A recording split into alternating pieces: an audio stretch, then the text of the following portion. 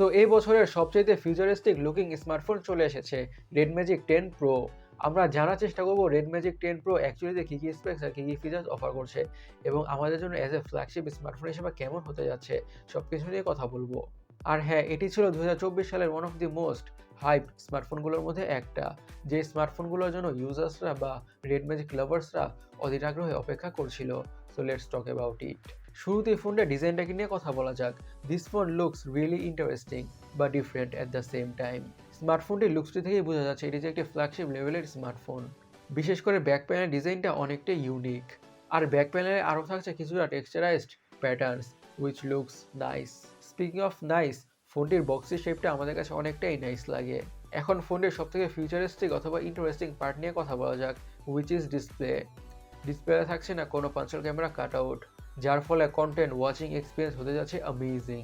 আর প্যানেলটা অ্যাকচুয়ালিতে হচ্ছে 6.85 ইঞ্চের AMOLED display with 144 hertz, yes 144 হার্জের refresh rate, which is insane. আরও থাকছে 2000 নিটসের পিক বা ম্যাক্স ব্রাইটনেস। এই প্যানেলটাতে অথবা ডিসপ্লেতে মুভি, সিরিজ আর YouTube videos, you name it, যে কোনো কিছু দেখে অনেকটা ভালোভাবে এনজয় করা যাবে, লাইক সিনেমা এক্সপিরিয়েন্স পাওয়া যাবে একেবারে ভিজুয়ালেস হওয়ার কারণে এবং পাঞ্চাল ক্যামেরা না থাকার কারণে। আর হায়ার রিফ্রেশ রেট না থাকার কারণে স্ক্রোলিং করে, ব্রাউজিং করে, গেমিং করে, ইউ নেম ইট, যে কোনো ধরনের টাস্কে পারফর্ম করে অনেকটাই স্মুথনেসের ফিল তো পাওয়া যাবেই। সো ডিসপ্লেটার দিক থেকে বলা যেতে পারে অ্যাটলিস্ট 10/10, রাইট? এখন ফোনটির হার্ট অথবা চিপসেটটাকে নিয়ে কথা বলা যাক। ফোনটির পারফরমেন্সের দিক থেকে হতে যাচ্ছে লিটারেলি বিস্ট, কারণ ইউজ করা হচ্ছে স্ন্যাপড্রাগন 8 এলিট, যেটি এই বছরের one of the best if not the best processor. তার মানে হচ্ছে ফোনেতে হাই লেভেলের গেমসগুলোকে ম্যাক্স আউট সেটিংসে খুবই ভালোভাবে খেলা যাবে অথবা রান করা যাবে কোনো ধরনের ল্যাগ বা হিকাপের ইস্যুস ছাড়াই, that for sure or obvious. এবং day to day regular task, social media using, switching between apps, multitasking, এগুলো খুবই ভালোভাবে করা যাবে, সেই ব্যাপারে বা সেই বিষয়ে কোনো সন্দেহই থাকছে না। সো ফোনটির পারফরমেন্স নিয়ে আর বেশি কথা বাড়াচ্ছি না, ফোনের পারফরমেন্সটা হতে যাচ্ছে the best if not one of the best লেভেলের। এক কথায় বলতে গেলে ফোনের পারফরমেন্সটি হতে যাচ্ছে বিস্ট। এখন ফোনটির র্যাম এবং স্টোরেজ ভেরিয়েন্টস নিয়ে কথা বলা যাক।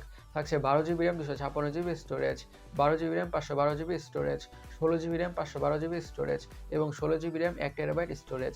আর অবভিয়াসলি এসডি কার্ডের মাধ্যমে স্টোরেজকে বাড়ানোর সুবিধা থাকছে না। আর স্টোরেজ স্পিড হচ্ছে UFS 4.1 Pro, which is pretty fast. এখন ফোনটির অপটিক্স বা ক্যামেরাটাকে নিয়ে কথা বলা যাক। থাকছে triple camera, but triple camera just নামেই, অ্যাকচুয়ালিতে কাজের সেন্সর হচ্ছে দুইটা।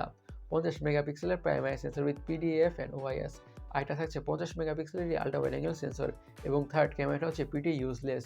থার্ড ক্যামেরাটা হচ্ছে 2 মেগাপিক্সেলের ম্যাক্রো সেন্সর, লাইক সিরিয়াসলি। আর ফোনে থাকছে 16 মেগাপিক্সেলের সেলফি ক্যামেরা। পিকচার্স আর ভিডিওসের কথা বলে একটি ফ্ল্যাগশিপ লেভেলের স্মার্টফোন থেকে আমরা যেমন ধরনের পিকচার্স আর ভিডিওস এক্সপেক্ট, আশা করি ফোনটা এক্স্যাক্টলি তেমন ধরনের পিকচার্স আর ভিডিওসই প্রোভাইড করে দিবে, that's for sure and obvious. ফোনটিতে আরও থাকছে ডুয়াল স্টেরিও স্পিকার্স।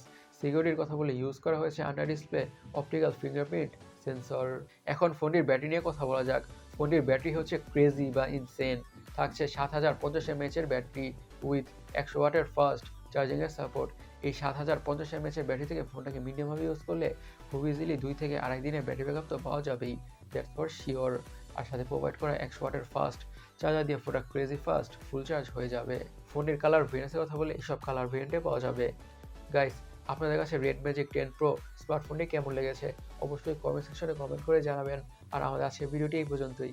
আমি সৈকত, সাইনিং আউট।